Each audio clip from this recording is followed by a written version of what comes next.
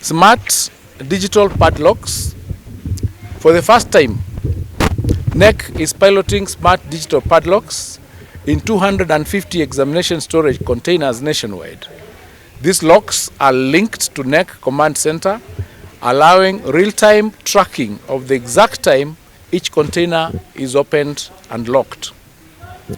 During this time of examinations, all persons within an examination center, including center managers, supervisors, invigilators, security officers, and support staff, are required to surrender their mobile phones immediately upon receipt of examination materials, and these phones will be secured in designated lockers until the end of the day sessions to prevent unauthorized communication.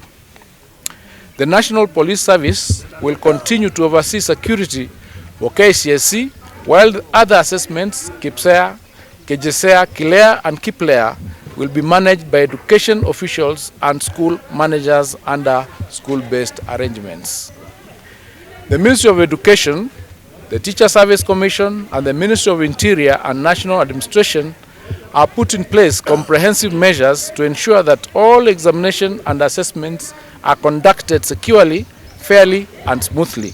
KJSEA, we have 24,366 centers with a total number of candidates of 1,130,669.